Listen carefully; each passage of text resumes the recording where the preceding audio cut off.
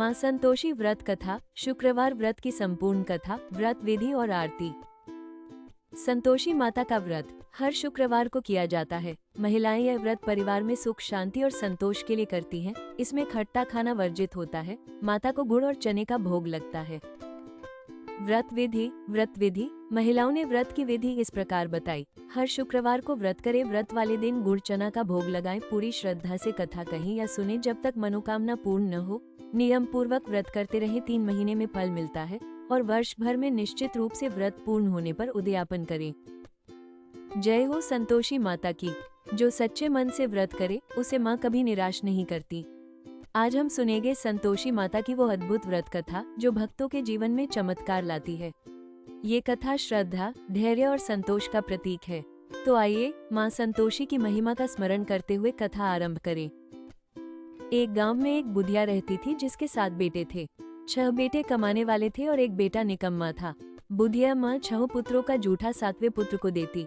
7वां पुत्र एक दिन अपनी पत्नी से बोला, देखो मेरी माता का मुझ पर कितना प्रेम है। वो बोली, क्यों नहीं, सबका जूठा बचा हुआ तुमको खिलाती है। वो बोला, जब तक आंखों से न देखे मान नहीं सकता। पत्नी ने हंसकर कहा, देख लोगे तब तो मानोगे। कुछ दिन बाद एक बड़ा त्योहार आया। घर में 7 प्रकार के भोजन और चूरमा के लड्डू बने। वो पत्नी की बात को जांचने के लिए सिरदर्द का बहाना बनाकर पतला कपड़ा सिर पर ओढ़कर रसोई में जाकर सो गया और कपड़े में से सब देखता रहा। 6 भाई भोजन करने आए। उसने देखा माँ ने उनके लिए सुंदर सुंदर आसन बिछाए, 7 प्रकार की रसोई परोसी और आग्रह कर करके उन्हें भोजन कराती रही। वो देखता रहा। 6 भाई भोजन कर उठ गए। तब माँ ने उनकी 5 थालियों में से लड्डुओं के टुकड़ों को उठाया और एक लड्डू बनाया। जूठन साफ कर माँ ने उसे पुकारा, उठ बेटा उठ, तेरे भाइयों ने भोजन कर लिया, तू भी उठकर भोजन कर ले। उसने कहा, माँ मुझे भोजन नहीं करना, मैं परदेस जा रहा हूँ। माता ने कहा, कल जाना हो तो आज ही जा। वो बोला, हाँ हाँ जा रहा हूँ। ये कहकर वो घर से निकल गया। चलते समय उसे पत्नी की याद आई। वो गौशाला में कंडे थाप रही थी। वहां जाकर वो बोला, मेरे पास तो कुछ नहीं है, यह अंगूठी है, सो ले लो और अपनी कोई निशानी मुझे दे दो। वो बोली, मेरे पास क्या है, ये गोबर भरा हाथ है। ये कहकर पत्नी ने उसकी पीठ पर गोबर के हाथ की थाप मार दी। वो चल दिया। चलते चलते दूर देश में पहुंचा। वहां एक साहूकार की दुकान थी। वहां जाकर बोला, सेठ जी मुझे नौकरी पर रख लो। साहूकार को नौकर की सख्त जरूरत थी। साहूकार ने कहा, काम देखकर तनख्वाह मिलेगी। उसने कहा, सेठ जी जैसा आप ठीक समझे। उसे साहूकार के यहाँ नौकरी मिल गई। वो वहाँ दिन रात काम करने लगा। कुछ दिन में दुकान का लेन देन, हिसाब किताब, ग्राहकों को माल बेचना, सारा काम करने लगा। साहूकार के 7-8 नौकर थे। वे सब चक्कर खाने लगे, लेकिन उसने अपनी लगन, परिश्रम और ईमानदारी से सभी को पीछे छोड़ दिया। उसे अपने किए का फल मिला। सेठ ने भी उसका काम देखा और 3 महीने में ही उसे मुनाफे में साझीदार बना लिया। परिश्रम करते करते 12 वर्ष में ही वो नगर का नामी सेठ बन गया और सेठ अपना सारा कारोबार उस पर छोड़कर बाहर चला गया। इधर उसकी पत्नी पर क्या बीती वो सुने। सास ससुर उसे दुख देने लगे। गृहस्थी का काम करवाकर उसे लकड़ी लेने जंगल में भेजते। इस बीच घर की रोटियों के आटे से जो भूसी निकलती उसकी रोटी बनाकर रख दी जाती और फूटे नारियल की नरेली में पानी दिया जाता। इस तरह दिन बीतते रहे। एक दिन वो जब जंगल में लकड़ी लेने जा रही थी तब उसे रास्ते में बहुत सी स्त्रियां संतोषी माता का व्रत करती दिखाई दी। यह वहां खड़ी होकर पूछने लगी, बहनों ये तुम किस देवता का व्रत करती हो और इसके करने से क्या फल होता है? इस व्रत के करने की क्या विधि है? यदि तुम अपने इस व्रत का विधान मुझे समझाकर कहोगी तो मैं तुम्हारा बड़ा एहसान मानूंगी। उनमें से एक स्त्री बोली, सुनो ये संतोषी माता का व्रत है। इसके करने से निर्धनता, दरिद्रता का नाश होता है, लक्ष्मी आती है, मन की चिंताएं दूर होती हैं, मन को प्रसन्नता और शांति मिलती है, निपुति को पुत्र मिलता है, प्रीतम बाहर गया हो तो वो शीघ्र लौट आता है, कुंवारी कन्या को मनपसंद वर मिलता है, चलता मुकदमा खत्म हो जाता है, कलह क्लेश की निवृत्ति हो, मुख शांति होती है, घर में धन जमा हो, धन जायदाद का लाभ होता है तथा और भी मन में जो कुछ कामना हो सब संतोषी माता की कृपा से पूरी हो जाती है, इसमें संदेह नहीं। वो पूछने लगी, यह व्रत कैसे किया जाता है, ये भी बताओ तो बड़ी कृपा होगी। वो स्त्री कहने लगी, बिना परेशानी, श्रद्धा और प्रेम से जितना भी बन सके प्रसाद लेना। 5.25 पैसे से 5.25 आने तथा इससे भी ज्यादा शक्ति और भक्ति के अनुसार गुड़ और चना ले। हर शुक्रवार को निराहार रहकर कथा कहना, सुनना। इसके ओम बीज कम नहीं टूटे। लगातार नियम पालन के करना। सुनने वाला कोई न मिले तो घी का दीपक जलाकर उसके आगे जल के पात्र को रख कथा कहना, परंतु नियम न टूटे। जब तक कार्य सिद्ध न हो नियम पालन करना और कार्य सिद्ध हो जाने पर व्रत का उद्यापन करना। 3 मास में माता पूरा फल प्रदान करती है। यदि किसी के ग्रह खोटे हैं भी तो माता 1 वर्ष में अवश्य उनको अनुकूल करती है। कार्य सिद्ध होने पर ही उद्यापन करना चाहिए, बीच में नहीं। उद्यापन में 2.5 सेर आटे का खाजा तथा इसी अनुसार खीर तथा चने का साग बनाना। 8 बच्चों को भोजन कराना। जहाँ तक मिले देवर, जेठ, भाई बंधु, कुटुंब के लड़के लेना, न मिले तो रिश्तेदारों और पड़ोसियों के लड़के बुलाना। उन्हें भोजन करा, यथाशक्ति दक्षिणा दे, माता का नियम पूरा करना। ध्यान रखना उस दिन घर में कोई खटाई न खाए। ये सुन वो वहाँ से चल दी। रास्ते में लकड़ी के बोझ को बेच दिया और उन पैसों में गुड़ चना ले माता के व्रत की तैयारी कर आगे चली। रास्ते में संतोषी माता के मंदिर में जा माता के चरणों में लौटने लगी। विनती करने लगी, माँ मैं दीन हूँ, निपट मूर्ख हूँ, व्रत के नियम कुछ जानती नहीं, मैं बहुत दुखी हूँ। हे माता मेरा दुख दूर कर, मैं तेरी शरण में हूँ। माता को दया आई। एक शुक्रवार बीता कि दूसरे शुक्रवार को ही उसके पति का पत्र आया और तीसरे शुक्रवार को उसका भेजा हुआ पैसा आ पहुँचा। ये देखकर जेठानी मुंह सिकुड़ने लगी। इतने दिनों बाद इतना पैसा आया, इसमें क्या बड़ाई है। लड़के ताने देने लगे। काकी के पास अब पत्र आने लगे, रुपया आने लगा। अब तो काकी की खातिर बधेगी, अब तो काकी बुलाने से भी नहीं बोलेगी। बेचारी सरलता से कहती, भैया पत्र आए, रुपया आए तो हम सबके लिए अच्छा है। ऐसा कहकर आंखों में आंसू भरकर संतोषी माता के मंदिर में जा मातेश्वरी के चरणों में गिरकर रोने लगी। माँ मैंने तुमसे पैसा नहीं मांगा, मुझे पैसे से क्या काम, मुझे तो अपने सुहाग से काम है। मैं तो अपने स्वामी के दर्शन और सेवा मांगती। तब माता ने प्रसन्न होकर कहा, जा बेटी तेरा स्वामी जल्दी ही आएगा। ये सुन खुशी से बावली हो वो घर आकर काम करने लगी। संतोषी माँ विचार करने लगी, इस भोली पुत्री से मैंने कह तो दिया कि तेरा पति शीघ्र आएगा, पर आएगा कहाँ से। वो तो इसे स्वप्न में भी याद नहीं करता, उसे इसकी याद दिलाने तो मुझे ही जाना पड़ेगा।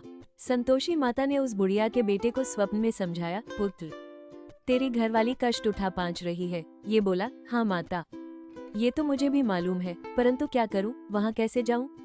परदेश की बात है, लेन देन का सारा हिसाब किताब है, कोई जाने का रास्ता नजर नहीं आता। आप ही कोई राह दिखाएं कि वहाँ कैसे जाऊं। माँ कहने लगी, सवेरे नहा धोकर संतोषी माता का नाम ले, घी का दीपक जला दंडवत कर और दुकान पर जा बैठना।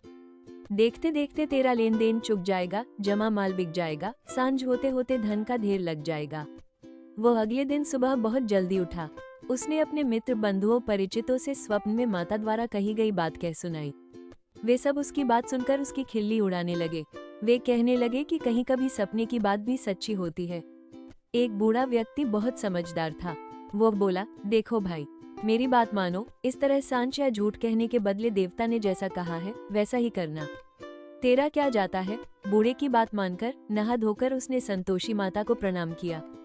फिर भी का दीपक जलाकर दुकान पर जा बैठा। शाम तक धन का ढेर लग गया। वह हैरान हुआ, मन में संतोषी माता का नाम ले प्रसन्न हो घर जाने के वास्ते गहना, कपड़ा व सामान खरीदने लगा। सब काम से निपट अपने घर को रवाना हुआ।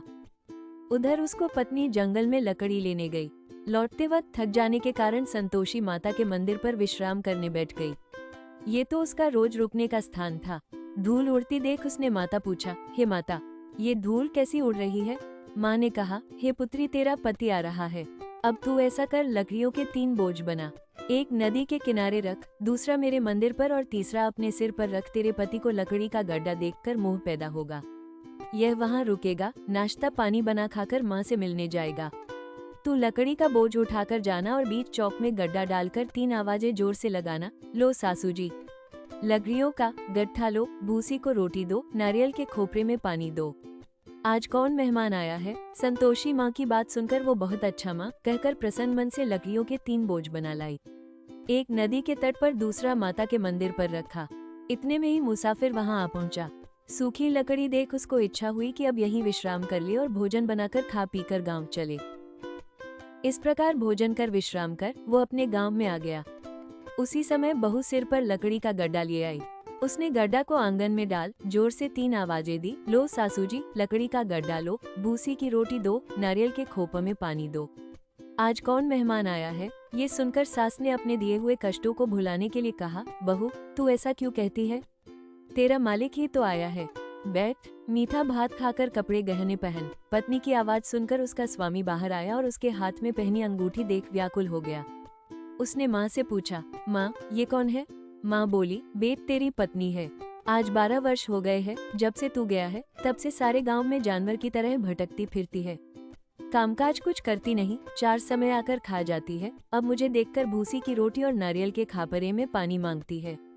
वो बोला, माँ मैंने इसे भी देखा है और तुम्हें भी। मुझे दूसरे घर की चाबी दो, मैं उसमें रहूंगा। ठीक है बेटा, जैसी तेरी मर्जी, कहकर माँ ने चाबी का गुच्छा बेटे के सामने रख दिया।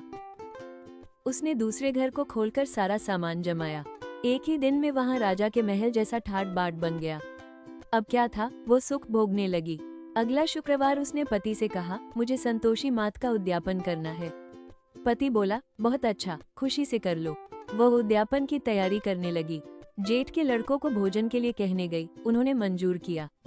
परंतु पीछे से जेठानी ने अपने बच्चों को सिखलाया, देखो रे, भोजन के समय सब लोग खटाई मांगना, जिससे उसका उद्यापन पूरा न हो।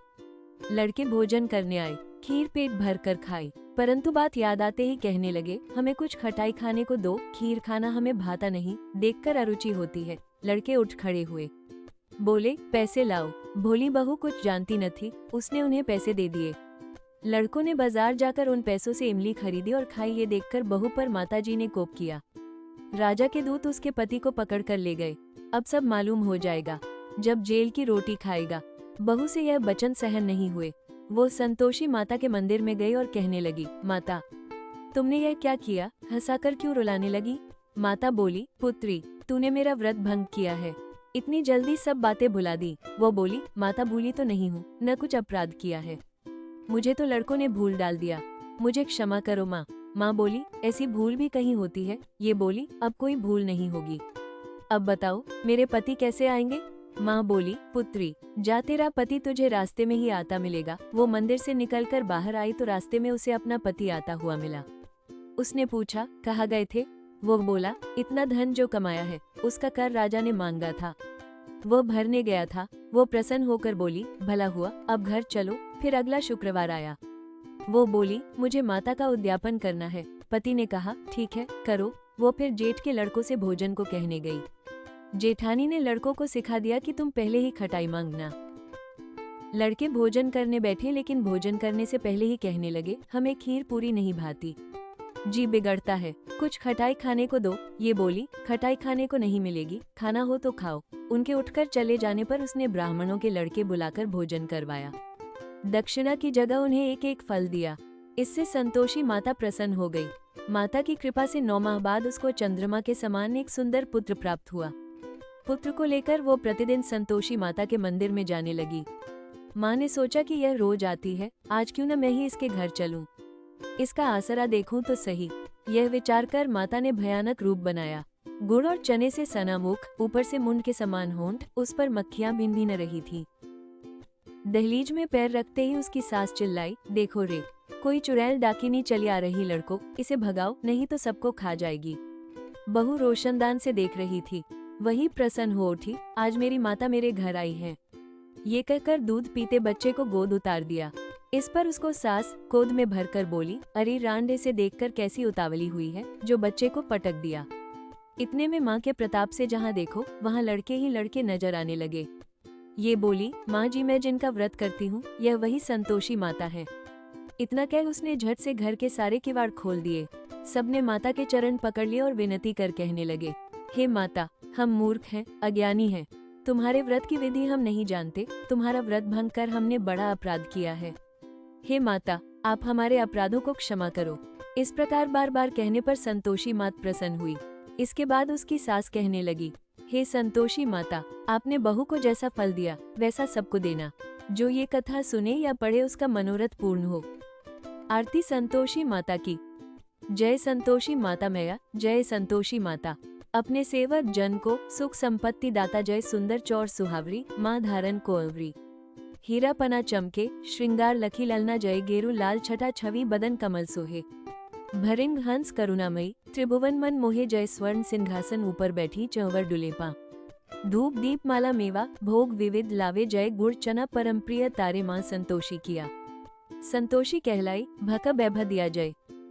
शुक्रवार प्रिय माता आज्ञा दिवस सोही। भक्त मंडली छाई, कथा सुनत मोही, जय मंदिर जगमग ज्योति, मंगल ध्वनि छाई। विनय करे हम बालक, चरणन सिर नाई, जय भक्ति भाव में पूजा अंगीकृत कीजो। जो जन तुम्हें हमारे रुचि पूर्वक भजे, जय जो मन सच्चे भावे, देखो फल तिनको। दुखी दरिद्री हरो, संकट मुक्त करो, जय बुद्धि ध्यान भरे नर, सुख सौभाग्य दीजो। ध्यान धरियो जिस नर ने, मन वांछित फल पायो, जय पूजा कथा श्रवण कर, घर आनंद आयो। शरण गहे कोही लाज्या, राखियो जगदम्बे, जय संकट को निवारो, अत्याचार हरो माँ। संतोषी माँ की आरती, जो कोई नर गावे, सिद्धि संपत्ति सुख संपत्ति, जो कोई नर पावे, जय। उदयापन विधि, अढ़ाई सेर आटे का खाजा, चने का साग और खीर, 8 लड़कियों को भोजन कराना। घर में उस दिन खटाई खट्टा ना बनाएं। बोलो संतोषी माता की जय। बोलो संतोषी माता की जय।